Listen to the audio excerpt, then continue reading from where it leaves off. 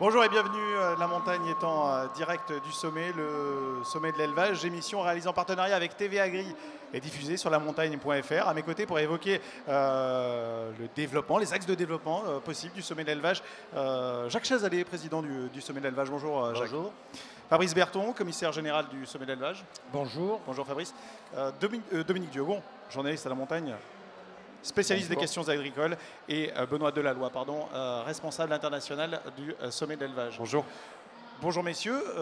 Première question toute simple. Il y a une actualité, une annonce qui a été faite hier par Laurent Wauquiez, président de la région Auvergne-Rhône-Alpes. Il y aura donc une deuxième grande halle, un développement de cette grande halle. C'est une bonne nouvelle pour vous? Ah bien sûr. Alors l'annonce, elle a été faite l'année dernière, mais c'est vrai que depuis l'année dernière, c'était plutôt silence radio. Donc c'est important, au-delà des promesses, de savoir comment ça se met en œuvre. Donc hier, on a eu l'assurance que cela se ferait, donc dans un délai de 3 à 4 ans. L'important, c'est qu'on ait la perspective de la construction de cette nouvelle halle qui permettra le développement.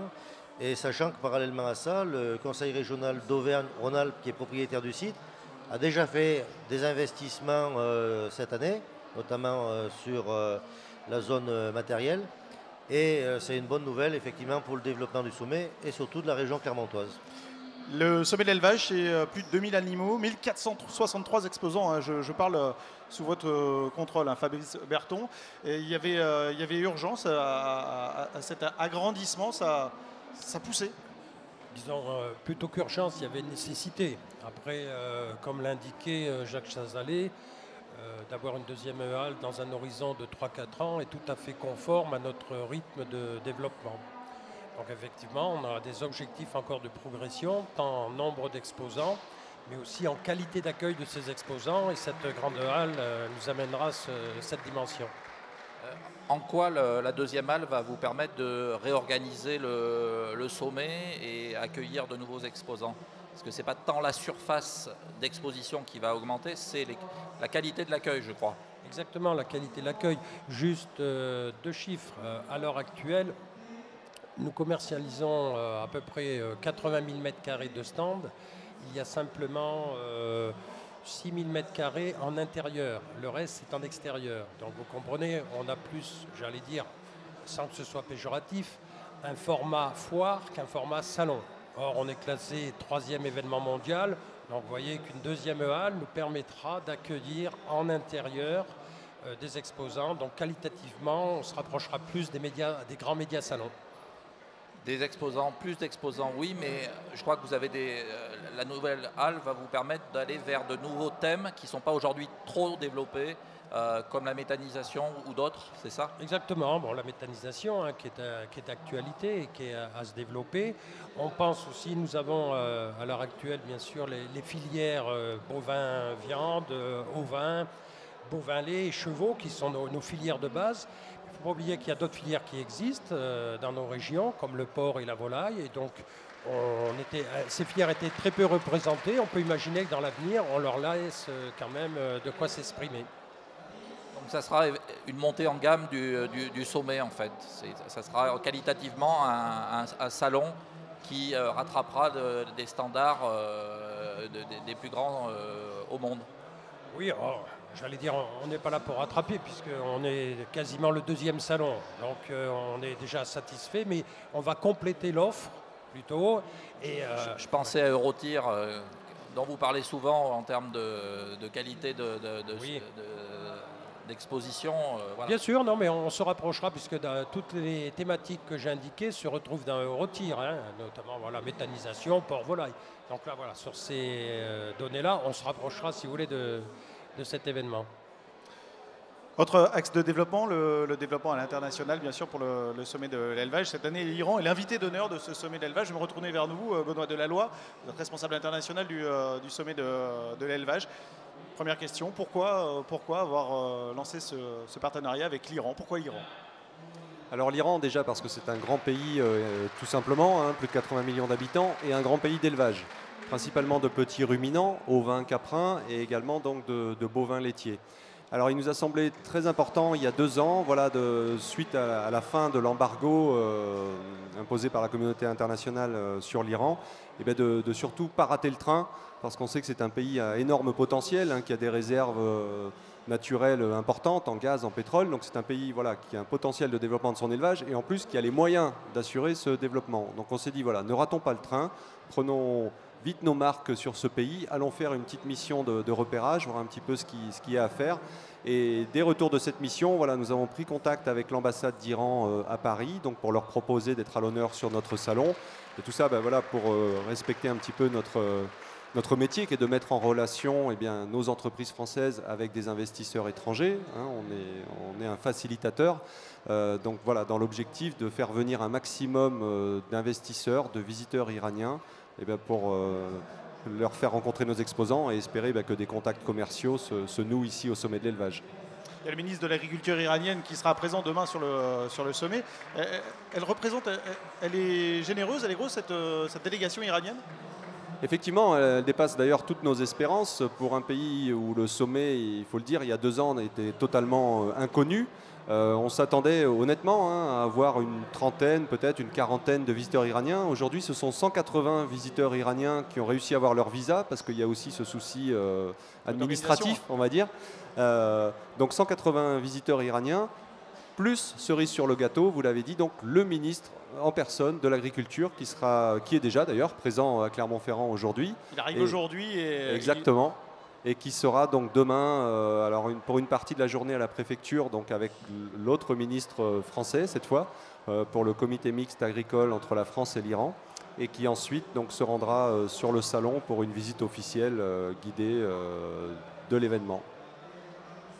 Oui, Benoît, au-delà de l'Iran, quelles sont les tendances cette année au niveau des délégations internationales? Le sommet reste très européen, mais il y a de gros développements, notamment vers l'Afrique. Quels sont les autres pays, continents qui sont intéressés par le sommet? Oui, bien sûr. De toute façon, l'Europe reste et restera le principal fournisseur, on va dire, de visiteurs étrangers. Ça s'explique. Les gens, il y a la proximité géographique. Donc ça restera. Maintenant, si on parle de gros potentiel, le plus proche de nous, on va dire, ce serait la Turquie. La Turquie aussi, gros pourvoyeur de délégations, acheteur de nos bovins, de nos broutards, et pays également solvable. Donc très intéressant. Les pays de l'Est, bien sûr, on a de fortes délégations de Pologne, de Roumanie, de Hongrie, de République tchèque.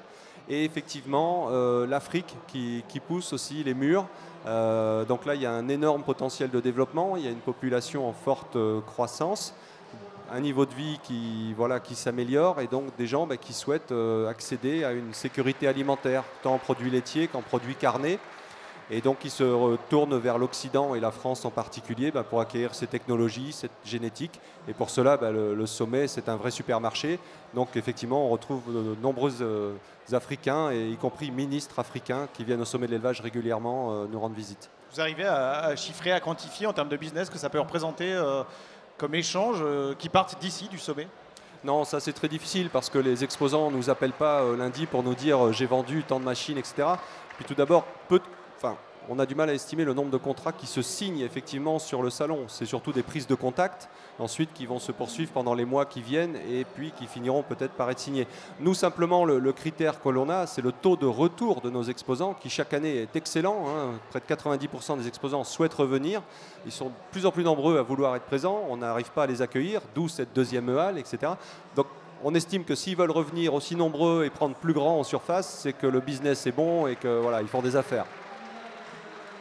Jacques Chazalet, les races françaises, les races rustiques qui sont dans ces belles prairies du Massif central ont toute leur place dans des pays étrangers, avec le développement de l'agriculture, de l'élevage, dans des pays qui ont un peu les mêmes caractéristiques? Oui, tout à fait. La caractéristique de tous ces pays qu'a évoqué Benoît, ce sont des pays de grands espaces. Il ne faut pas oublier que par rapport à ce que l'on a en termes de surface, nous on raisonne en hectares, eux ils raisonnent en kilomètres carrés. Et donc ces espaces ont besoin d'être valorisés.